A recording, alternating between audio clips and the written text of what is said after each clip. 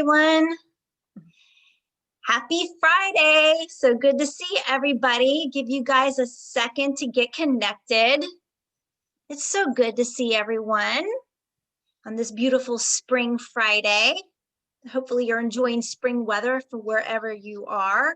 And we would love to know where you're tuning in from. So if you want to enable your chat at the bottom of the screen and little chat us up of where you are tuning in from, we would love to see that shout out. My name is Anissa and I'm with PMD Alliance. And today we're going to be having a conversation, which is actually the second part of a two-part series on dyskinesias. Back in January, we covered an overview of dyskinesias, and today we're going to do a follow-up on dyskinesias and off and the quality of life impacts.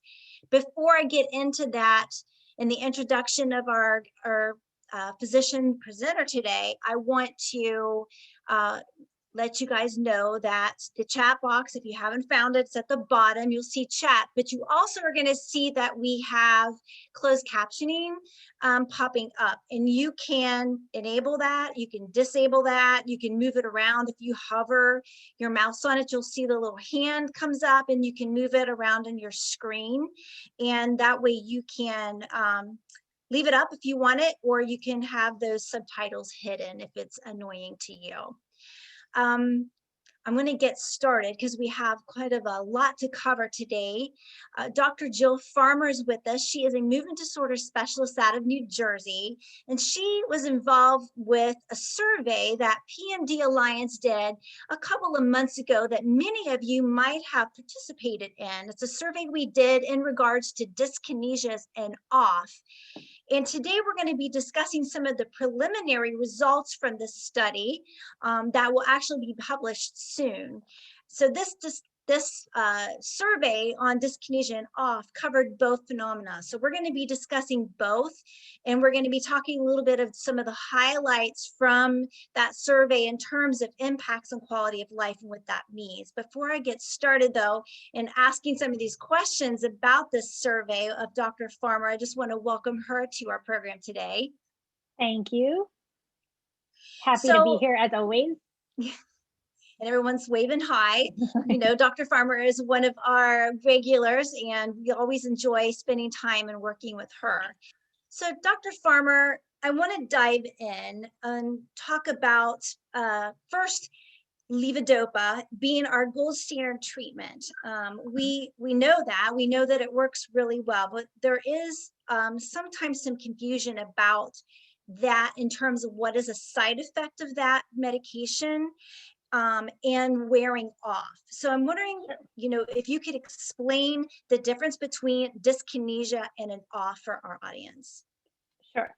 So I'll start off by saying it's hard. It's hard to distinguish and differentiate. And we have a rule of thumb that we follow, but we all know that patients don't always follow the textbook. So this might not apply to every single person that's tuned in today, but generally speaking, a dyskinesia is when there's too much medicine in the system and there are extra movements.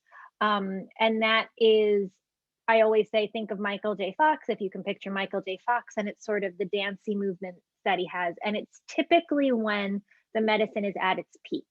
And they don't know exactly why dyskinesias occur, but the working theory is that because the way levodopa works in the brain, it's taken up into the nerves that make dopamine and then converted from levodopa to dopamine and then released. Because Parkinson's patients will have less and less of these nerves over time, less and less of this real estate to do the conversion, it becomes uncoordinated and not as effective. And other neurons in the brain, other nerves, try to take up the medicine and do the conversion themselves, but they're not quite as efficient at it. They don't have the same machinery to do it effectively. So you get this pulsatile release or inconsistent release of medication, and that's what leads to the dyskinesia. So it's a supratherapeutic effect typically. An off phenomena is when the benefit that you've received from your medication is no longer there. And it wears off, that benefit wears off either before your next dose of medicine is due, or it takes too long for that medicine to kick in to have an effect. So you've taken your medicine, and instead of the usual allotment of about 20 to 30 minutes, it takes longer than that. That's called a delayed on, which can also be considered an off. And then there are some times when you take your medicine and for whatever reason it just has no effect whatsoever. And that's a failed dose, which is another form of off. And again, they think the reason that these off episodes occur are the same reason, that there's less and less of this real estate to take up the medicine, levodopa, and convert it to dopamine effectively. So you're not getting that consistent benefit. So that sounds like a pretty significant balancing act that we have to manage. So how do we do that? Well, everybody that's on this call knows you try to manage it by taking medicine frequently. Levodopa in its honeymoon period can be dosed maybe 3-4 times a day, and you get a lot of good benefit that lasts from dose to dose. But then eventually that frequency is going to increase. And that's not because you habituate to the medicine. It's not because your body gets used to it. It's not because you develop an immunity to it or anything like that. It is simply because the way that the medicine works, it doesn't have those dopaminergic neurons to do the conversion as effectively. So one strategy is to take it more frequently. Another strategy is to take a higher dose less frequently, but sometimes that leads to side effects.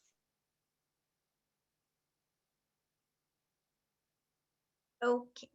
Are you there, Dr. Farmer? I think you froze. Give her a second to connect back again.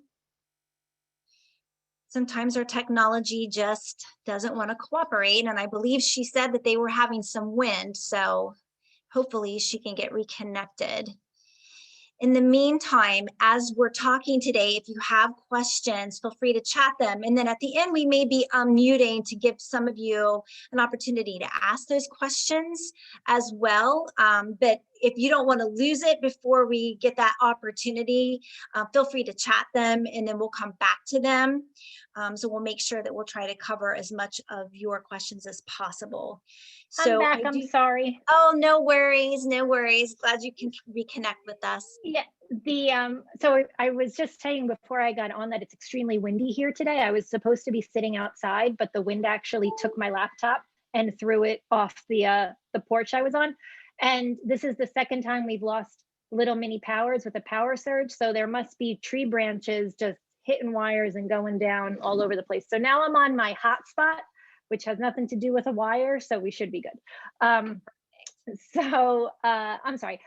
I was saying that one of the strategies of doing this is to take a smaller amount of medicine more frequently throughout the day, or a larger amount of medicine less frequently, but that can lead to side effects. And then if you don't want to just increase the levodopa, the other strategies are to complement it or mimic it in some way to get that balancing act. So you can take a dopamine agonist, which mimics the way dopamine works. You can use a recycler, something like an MAOB, which works in the brain, or a COMT, COMT inhibitor, which works in the gut, all to the purpose of trying to keep things as steady as possible throughout the day. And then if you've done everything that you can to address it with dopaminergic meds, it's looking at other meds, anticholinergic medications, medicines like amantadine, Gocovri, things like that, that can work in a different way than dopamine, Norians that work in a different way than dopamine, but again, try to keep things as steady as possible. So I know we're getting some questions already and they're great. And they go along with some of the questions I had to describe a little bit about what a dyskinesia feels like versus what an off feels like, because I think sometimes there's some confusion with that. And then breaking down maybe what a dyskinesia looks like. So one person who's wanting to know in off times, if they don't think they have dyskinesia, is more of an akathisia or just this restlessness in their body. And another person wants to know if you can get dyskinesia even if you're not taking carbidopa, levodopa. So I know I kind of put a lot in there, but they all kind of help us to understand a little bit more of what that feels like and might look like. Sure. I'll start with the last one first because the answer is yes. You don't have to be on carbidopa, levodopa to get dyskinesia, but in the hierarchy of medications, carbidopa, levodopa is the one that's most notorious for causing dyskinesia.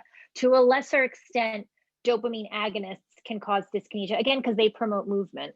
And then to an even lesser extent, things like MAOB inhibitors, trihexyphenidyl, artane, amantadine, things like that may contribute to dyskinesia, but that would not be my first thought if someone was having dyskinesia and it was on those meds. So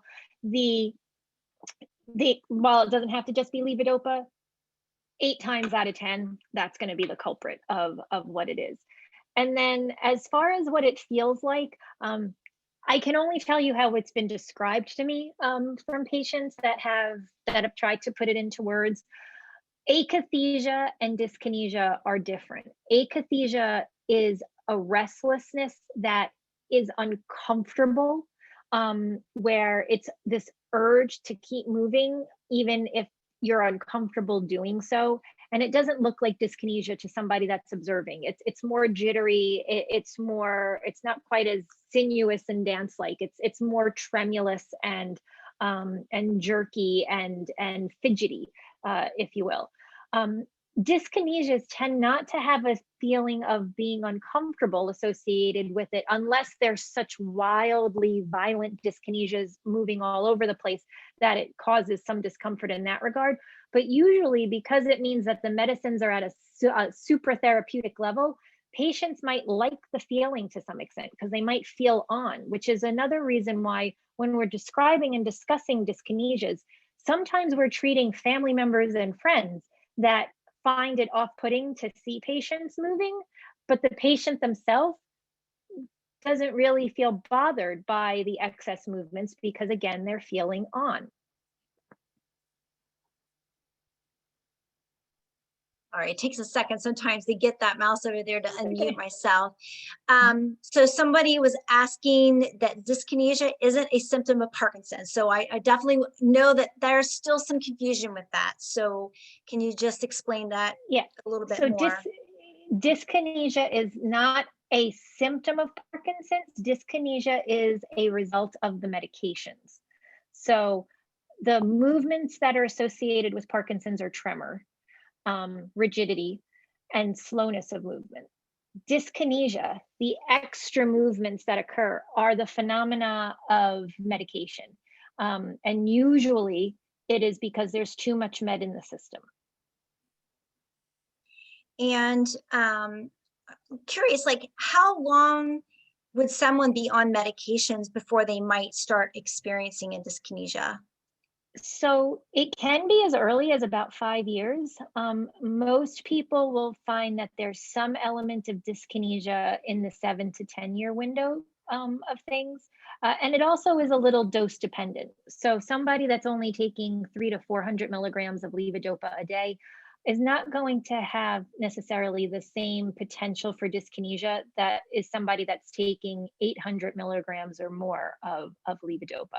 Again, that's not a hard and fast rule. There are some people that even if they just take 1 tablet of levodopa will get the extra movements, and that might mean it's just too strong a medicine at that point in time for them, and we could look to something else. But usually it's duration of time of having Parkinson's and the dose of levodopa that you're taking.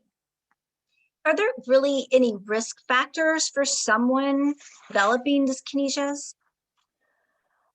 There are some risk factors. Thinner people, younger women especially may have a risk factor for developing dyskinesia. Patients that have a genetic predisposition for Parkinson's, like with the LRRK2 genetic variant, may have a predilection for dyskinesias. Those are the ones that kind of pop off the top of my head as risk factors that we're aware of. Doesn't necessarily change how we manage, because if you need levodopa, you need levodopa. It's just something that we might be more cognizant of if we're looking to increase the dose, we might then bring on other medicines instead of just increasing the dose of levodopa, that sort of thing. And I want to go over to the off topic for a second. Somebody had asked if I'm going through an off, can I simply, I think, just wait it out until the next dose comes, or is that a risk to their health? Is there anything risky in terms of being an off? There isn't, other than it might just be uncomfortable for you, but it's not a risk. It's not going to, lead to any other worsening of your Parkinson's symptoms or worsening of other comorbidities. Now, if some people's off, there can be motor offs and non-motor offs. And the motor offs are the increased stiffness, the return of tremor, the issues with dexterity, things like that. But then there are non-motor offs, which is a feeling of anxiety, a sense of dread, sweating, being uncomfortable in your own skin. Those can be a little bit more problematic to just wait through than the return of the tremor. So in that regard, it might feel horrible because you might feel like you're about to have an anxiety attack, or you can't breathe, or there's a tightness in your chest and stuff. And if you were to ever have anything that was ever at all concerning for your health, by all means, follow up on that and don't just chalk it up to being an off. But if you do see a pattern, and that every time you're late with your meds, or every time you are, it takes forever for your meds to kick in, you get this same type of phenomenon, then you can know that it's related to an off sensation. And you don't necessarily have to wait it out. You don't have to wait till your next dose. There are strategies to try and help intercede when that off is occurring and it's unpredictable. And those are on-demand therapies like Embrisia or Apokyn or Kinmobi or things like that. All right, so we're getting several questions that I think relates to this. And I think because a lot of these words have similar sounding parts to them, it gets confusing. So we have had a couple of people ask about akathisia, akinesia, and wanted to know if you could explain that. And are they related to being off? Are they forms of dyskinesia? So because dyskinesia, akinesia, all that sounds so similar. Can you just help us to better understand those? Sure, no problem. So akinesia and akathisia, think of as off phenomenon, because A means without. So akinesia is without movement. Akathisia is essentially also without movement, but being uncomfortable about it. So if you think of that as an off phenomenon. So think of that as being low in your levels of dopamine. And when you are given dopamine, or it's replenished through medications, however it might be, those symptoms would improve as you turn on.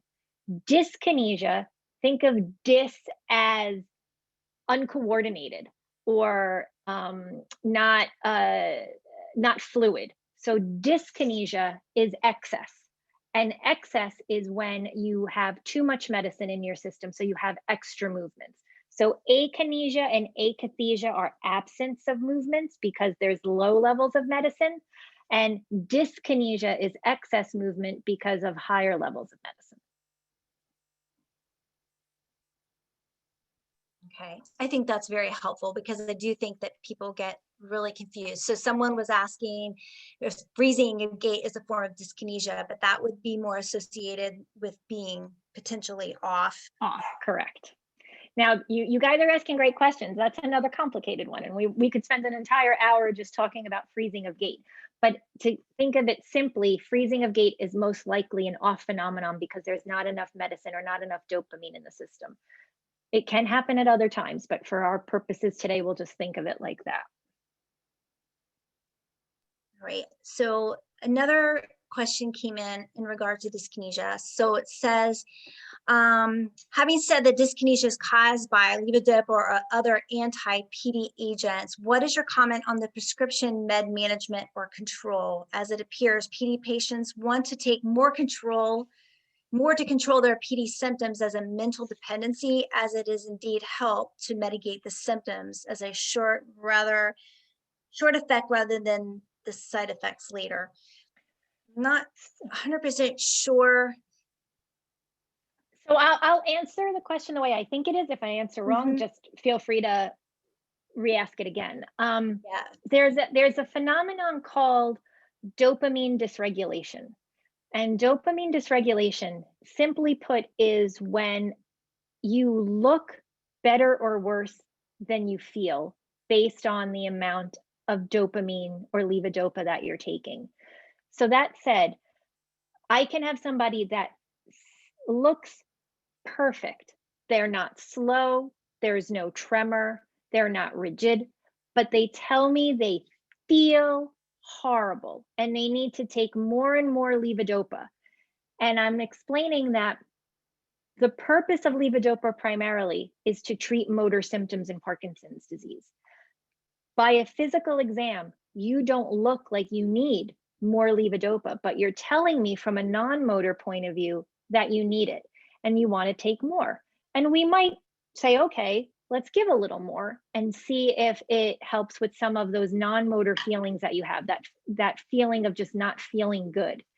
And if we do that, and all of a sudden you start to become more dyskinetic, but you're not feeling any better from the non-motor side, that's that dopamine dysregulation. And it would be actually the appropriate thing to take away some of that levodopa to prevent some of those dyskinesias. Likewise, if someone comes in who is wildly dyskinetic, I mean, they can barely sit in their seat, they're moving around so much, but they tell me they feel off. They feel like they are tight, they feel like they are stiff, they feel like they just have, no control over their body, not from a dyskinesia point of view, but because they feel off from a Parkinson's point of view. Again, I tell them from a physical exam perspective.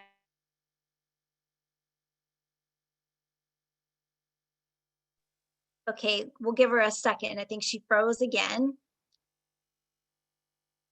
Dr. Farmer, can you hear us?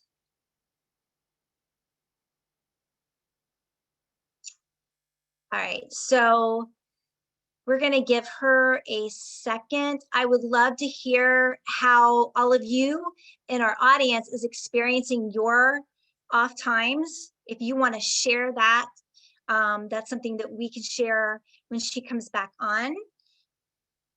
And we are going to give you guys an opportunity to unmute yourself if you want to raise your hand. And so I want to make sure you guys know how to do that. I think if you go over to, is it not the reactions? I'm Rebecca, sorry. remind me, is it in the, oh, you're back. Okay. I'm back. So this is crazy. I apologize for that. I don't know what's going on with all of the internet connections and stuff. So, but I'll keep popping back if you lose me. all right. Well, you were in the middle of such a wonderful explanation of this. So I don't know if you remember where you left off. So I was talking about the dysregulation, and I was saying how when you have too much movement and someone's wildly dyskinetic and they're still feeling that they just don't feel right, that they just don't feel on. Oh my goodness. Technology is great when it works. Okay, so we'll give her a chance to get reconnected again. So I'm going to go back to try to explain. If you want to raise your hand and we'll be able to come to you, we'll look for your hand so that we can allow you to get unmuted to ask your questions. Once she gets reconnected, it's down under reaction. So if you hover at the bottom of your screen, you have the opportunity to do different reactions. You can raise your hand. That way we'll know that you want to ask her a question. Yes, akinesia, tech difficulty. That's exactly what's going on today. We all learn how to just go with the flow, right? So sometimes we just have to do that when we have these programs.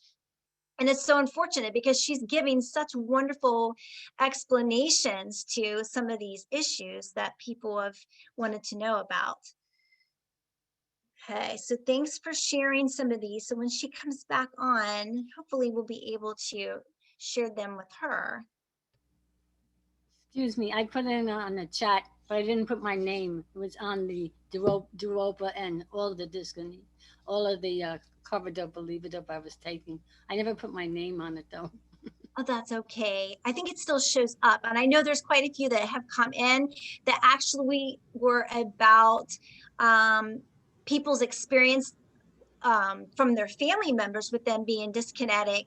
And that is something that we actually are going to start discussing in terms of the survey results from people filling out the survey. And the survey was done both from the person with Parkinson's perspective and the care partner's perspective. And so the survey actually gave us a glimpse into, how are these things impacting people's lives day to day? So, I'm back. okay. Sorry, now I'm just on my phone, so if it's a little wobbly, I apologize, but I'll try to hold it as steady. You're such a trooper, Dr. Farmer. Okay. All right. So what I did was I had people start kind of sharing some of their experiences with off or their dyskinesias while we were waiting for you to reconnect. So people are talking about my off times of tremors, especially on my right side, hand and foot and leg are worse, toes turn in, curl, which makes it hard to walk. That would, I was going to say, that would sound like a more typical off phenomena. Yep. And this person wrote a good question. Why would my doctor advise me to take more levodopa for dyskinesia if it ultimately contributes to having dyskinesia to begin with? Okay, so you might be, remember how I said we're going to think about this as super therapeutic because that's what happens most of the time? There is a small percentage of patients that experience what's called off dyskinesia. And as the medicines are wearing out of their system, they start to have these excess movements. Now, this is a phenomena that we honestly don't understand well because it goes against what we are thinking of as far as super therapeutic medication effects and the way that levodopa is converted in the system. But like I said, there are a very small percentage of patients. It's not out of the realm of happening. It's not uncommon, but it definitely is not the way dyskinesias present most of the time, that can present with off dyskinesia, where these extra movements happen right at the end of their dose. So shortening the frequency, taking medicine closer together, or increasing the dose may help in that regard. That's why timing is so important with your meds. We don't try to be difficult when we say that you need to stay on a schedule, but your symptoms in relationship to how your meds are in your body help us determine which categories you fall into and help us determine how we need to best strategize your frequency of medication. So I also had someone write in that their movements near the end of their medication period seems to be more palsy-like, especially arms and hands. And so what would you describe that as?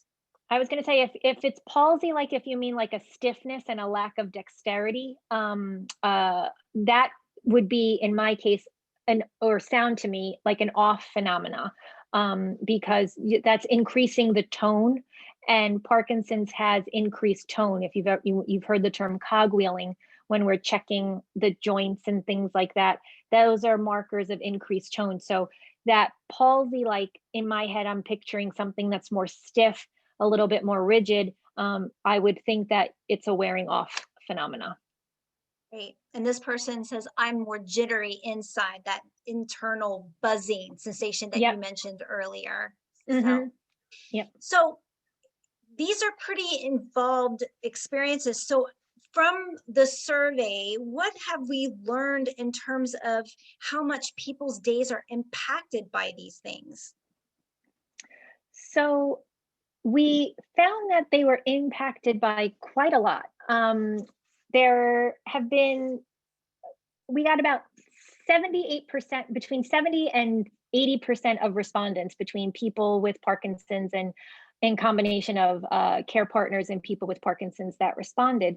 And they said that making social interactions more difficult, can be self-isolating, difficult to being very unpredictable, causes them again not to want to go out and do things as they normally would, impacts their level of activity, and they have to change their plans in order to try and work around or accommodate some of these uh, excess movements or off phenomena that they're experiencing. So we got a very good percentage of respondents, and the of those respondents, up to about 69% of people or 70% of people said that they had an impact in some way, in negatively, because of dyskinesia and off.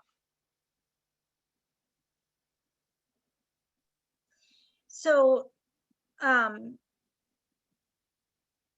it can have I mean, when we talk about these impacts on people's lives, like I had a couple people comment earlier that, let me get back up to it because I felt like that was part of some of the things that we had asked in the survey, that they never felt bad about their dyskinesias until they saw a video and it showed them why their children were upset.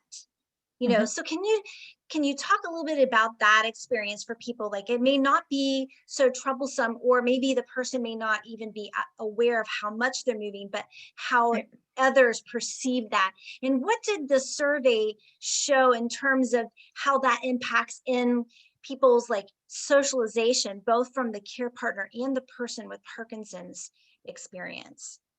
Sure. I mean, it impacts both of them. That's what we saw, and well over 50% in both regards. There is a disconnect with necessarily understanding what dyskinesia and off phenomena are, which is why the survey was enlightening, and which is why we are doing it to try and really help better define it so that people can access it and use that vocabulary so that they can go and speak to their doctors more, and help clarify what this means for them. But that the respondents of having the disruption of the day were really eye-opening, because it wasn't just patients with Parkinson's felt it. It wasn't just care partners felt it. It was really both. And they might have felt it in different ways. Like the person might not have been um, off put by it or felt embarrassed by it, but it was enough that it made them not want to participate in their exercise or not want to go out and socialize with friends, not necessarily out of an embarrassment factor, but sometimes just because of it's just more difficult to work through. It's just more difficult to live with either the lack of movement from the off or the extra movement from the dyskinesia. When we talk about people altering their plans, can you talk a little bit about in what ways are people having to alter their lives? And I guess it could be both from being off and from being dyskinetic. Yeah, so some of it is really just if let's take something necessary and practical like physical therapy. In order to keep mobility and balance and all of these, you know, gait stability issues stable, any doctor will tell you that physical therapy is an important part of Parkinson's disease.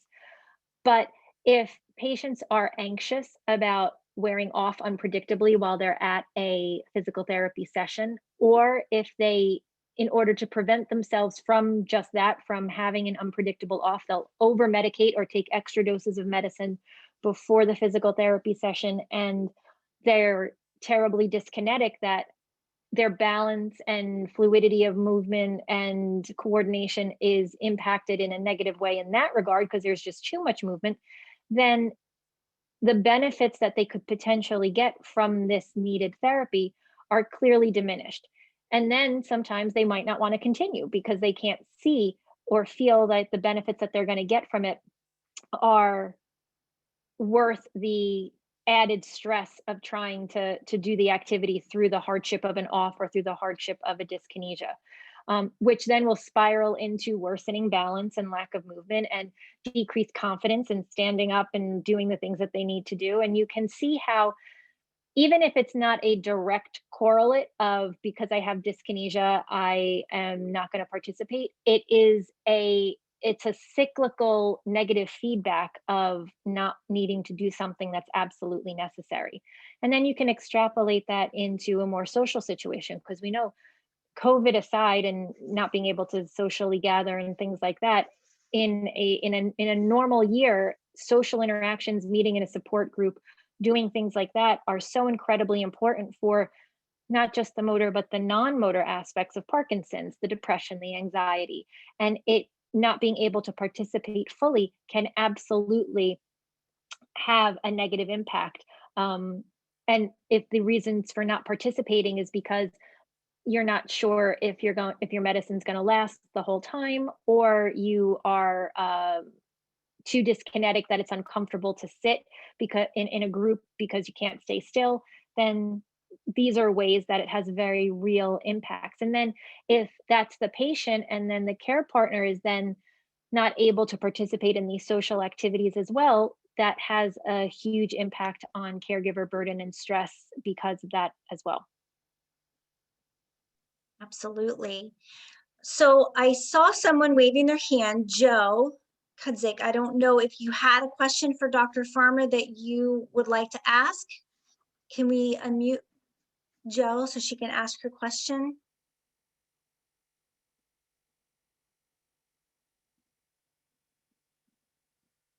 Okay, hi, yeah, I'm Barbara Kudzik, and we saw a presentation on technology and as it relates to Parkinson's, and I was wondering if uh, they are able to track or tell the difference between the different movements by, it's a watch type Yes. thing that you So yes, so there is wear there is a when you a take your medicine. uh-huh. There is a kinesiogenic watch that can try and tell the difference between tremor, dyskinesia, or akathisia based on the frequency of the movement. So tremors tend to be very rhythmic and have a very low amplitude. Dyskinesias tend to be more arrhythmic or choreic, like dancing, and have much larger amplitudes of movement. And there's an accelerometer and something else my engineer husband would know that can tell that can help measure an I forgot, oscilloscope, no, that may not be right, something like that, that can tell the difference of the amplitude of the movement and the frequency of the movement. And being able to extrapolate that data and plot it on a graph, they can say, oh, at this point in time, you were dyskinetic. At this point in time, you were had tremor. At this point in time, you were akathetic, because those are much smaller, faster frequency type movements. And again, using that data that's plotted, we might be able to say, well, when did you take your medicine in comparison to this movement or this movement? And do we need to adjust it to see if we can regulate it in some way? It's stuff that we do intuitively now, or at least try to do intuitively. This gives you objective data behind that thought process.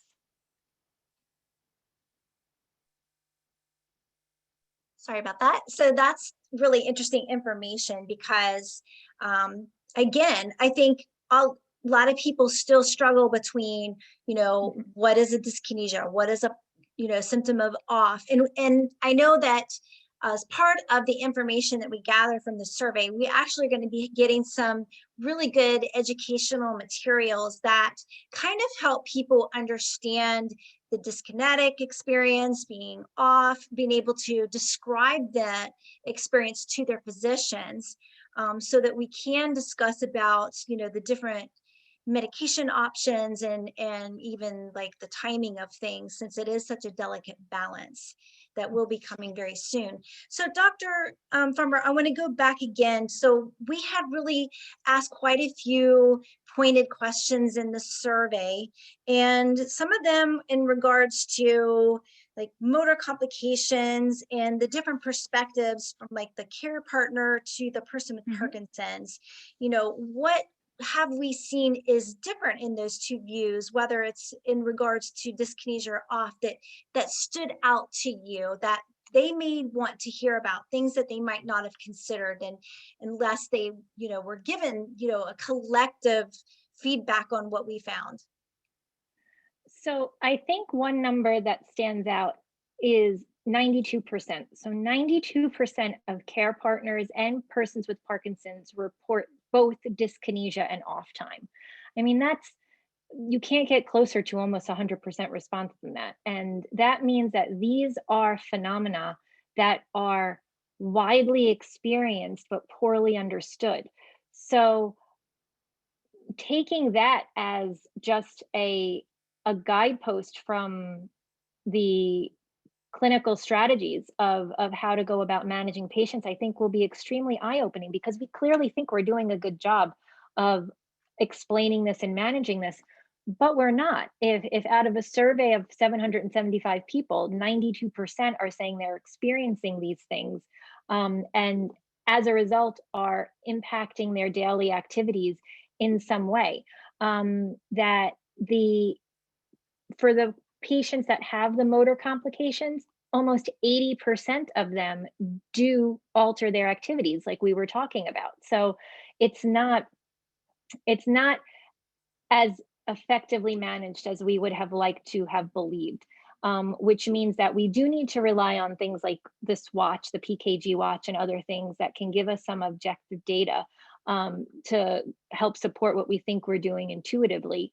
And also make sure that we are anticipating and asking the questions to our patients so that we're getting the information that they're experiencing that we might not be collecting. So the idea of what is your off and what does your dyskinesia look like? So it's not always what some people have described with the inversion of the foot and the return of the tremor. It may very well be that akinesia or the extra movements, like the gentleman that was having off dyskinesia.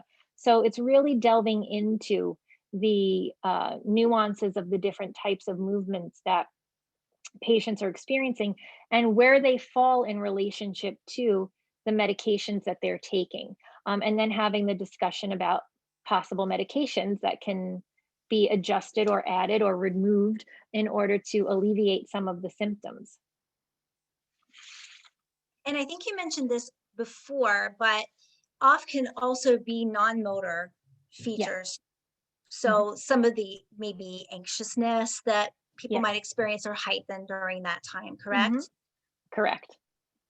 And I believe that in the survey, there was a difference between care partners and what they consider to be altering of the life, considering like the dyskinesia as being unpredictable, sometimes disruptive to plans, and the person with Parkinson's more of an impact on social interactions, making it more difficult to, to socialize with people. Can you touch on that a little bit?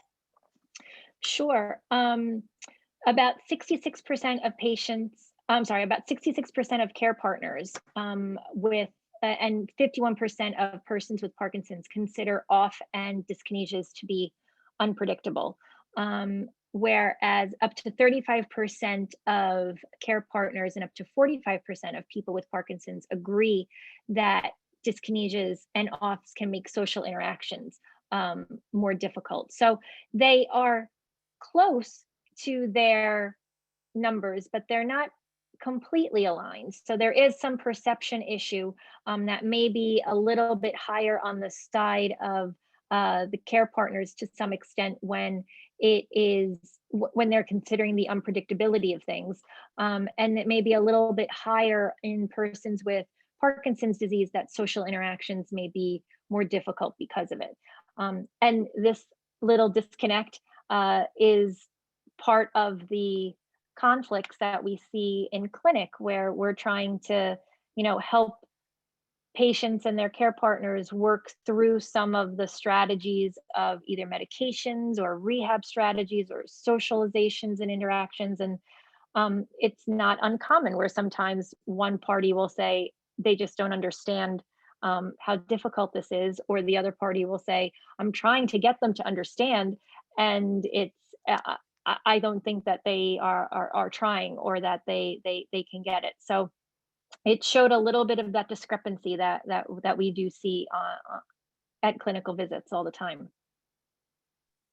And I noticed that some of the ways that people were impacted was, maybe feeling embarrassed or trying to explain why they're moving the way they are, feeling like people are watching them, not being able to interact in their normal socialization or hobbies, or even people thinking that they're drunk or under the Yeah. influence of something. And now, is that an off thing or is that a dyskinetic thing? It depends on the symptoms. So the extra movements and being really off balance can be a dyskinetic thing. But likewise, slurring of speech, and halting of words, and different types of imbalance because you're stiff and you're rigid and you're having really small shuffling steps, that can be an off thing. And both of those things can sometimes be mistaken for intoxication. And one of our people in the audience said, I have a friend who seems particularly uncomfortable with my tremor, even though I'm used to it, but I feel more self-conscious around her. How do you have a conversation with them? Their 5-year-old grandson just asked them questions, and kids are usually pretty comfortable and honest about things. So they don't have the inhibitions that other people do. So what would you recommend to somebody in that situation? Well, no one answer fits all. I often encourage honesty. I encourage, when there is a situation and a potential for education, if you feel comfortable doing so, to do it, to educate and to explain just that. I have Parkinson's. Sometimes people with Parkinson's have a tremor. I'm not bothered by the tremor, and it doesn't impact my ability to function. So I don't necessarily feel that I need to, chase the tremor with medicines or take more medicine than I need. And then kind of just leave it at that. You're not always going to fix someone's uncomfortableness. And that is something that's sometimes difficult. It's difficult with friends. It's even more difficult with family members. And I often will have the conversation. My goal is to treat the patient, and then not to necessarily treat the care partners, but to have a conversation with them and explain why we may or may not have to address a symptom aggressively. Likewise, there are flip sides to that, where the patient is not at all having the insight that something needs to be done. Especially, this is more on the dyskinesia end of things, that they can be wildly dyskinetic, and that can be a fall risk or a safety risk, let alone being off-putting for some people to see. Then we have to, have a conversation and sometimes side with the care partner who is seeing this and trying to get through to them that there needs to be a way to address this more effectively, to have that conversation. Okay, so I think that we're at a portion of the time that we have left that I would love to invite people to unmute themselves and ask questions, but so we're not all talking at once. If you want to raise your hand with the little reactions, then we will ask to unmute. And I do believe that it was Teresa Cooper who had asked a few minutes ago to be unmuted. So we'll start with Teresa. Thank you. And thank you so much for all this wonderful information. I'm wondering what causes a feeling like that I have very often, like I'm standing up in a rowboat on rough waters, and it makes me very unstable. I can be very stable walking, and all of a sudden I feel very unstable with my surroundings and kind of woozy. I don't know how to describe it other than that woozy dizziness. Sure. So there can be a couple of different explanations for the phenomena that you're describing, and we would call that disequilibrium. It's not necessarily vertigo. You're not having a feeling of spinning, but you're having a feeling of, just as you said, walking on a boat. And it's this sway back and forth. Sometimes it can happen because of drops in blood pressure. If you have been up and about, walking a little bit, it can come about. Other times it's got nothing to do with blood pressure at all, and it really has to do with body's perception in space.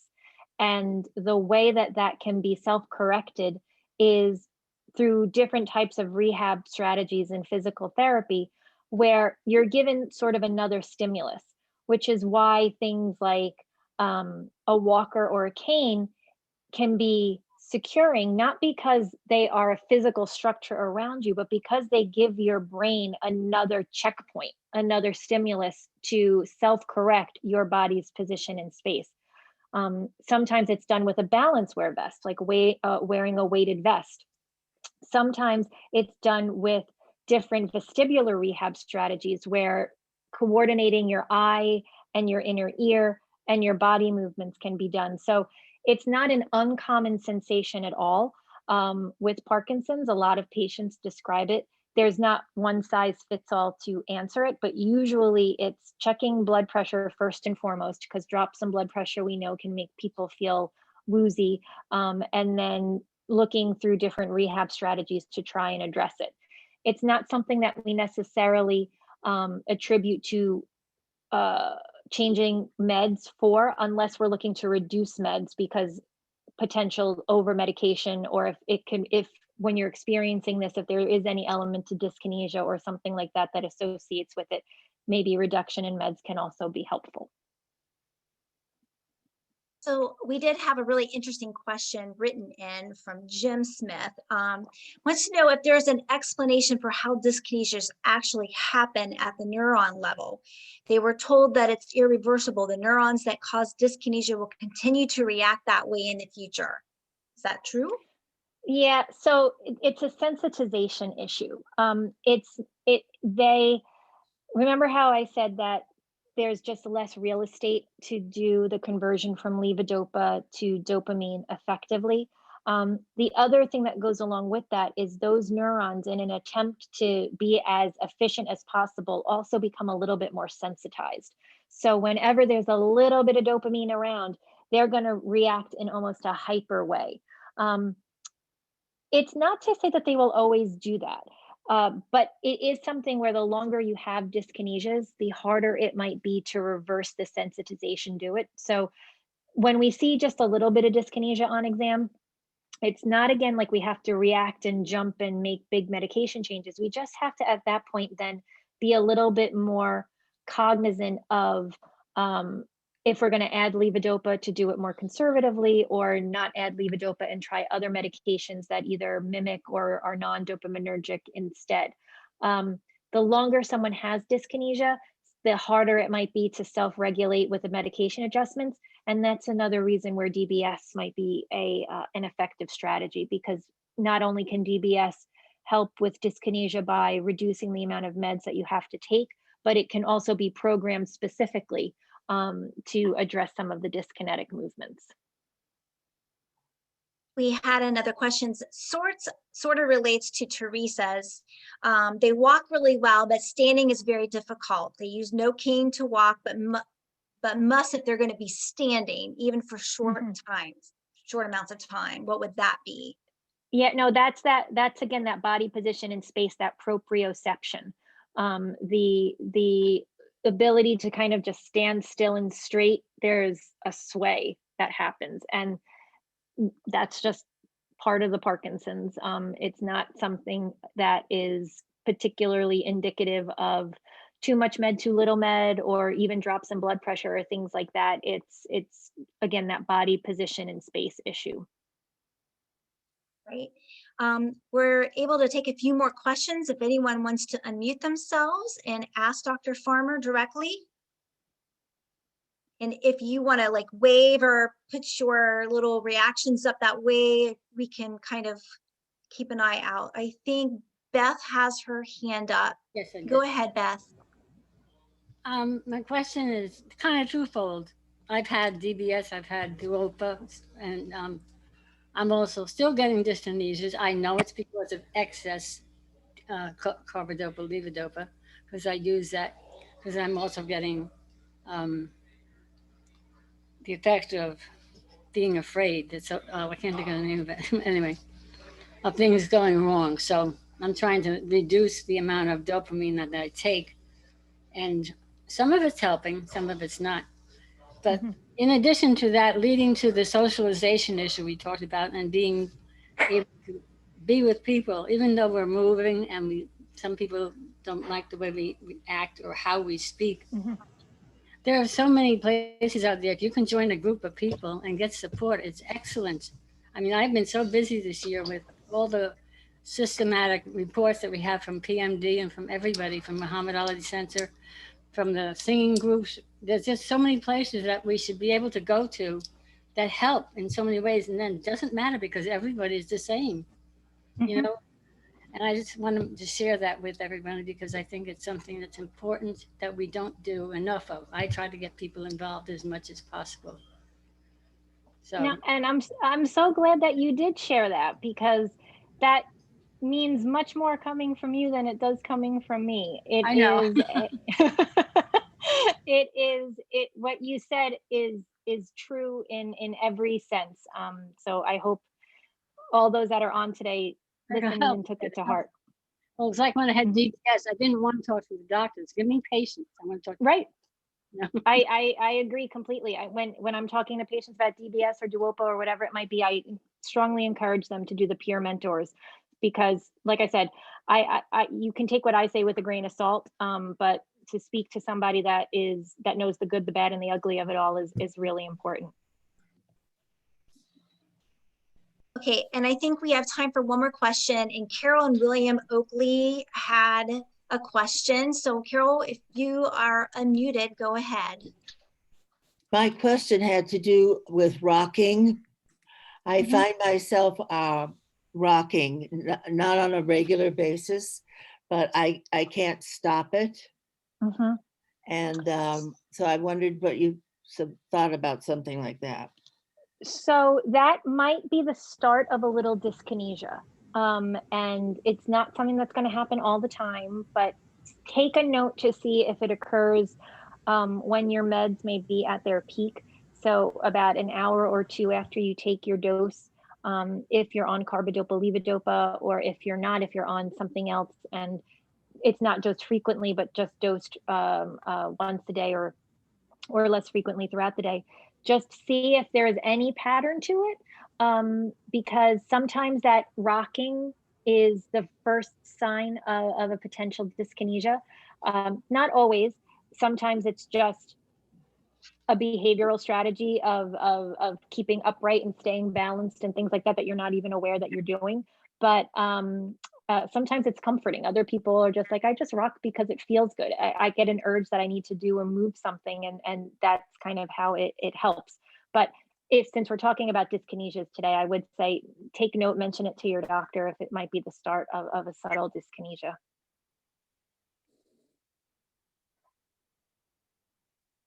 Okay, so Dr. Farmer, we're getting close to being at the end of our time. Did you have any final points that you want to make from the data we received from that survey, or any other last comments?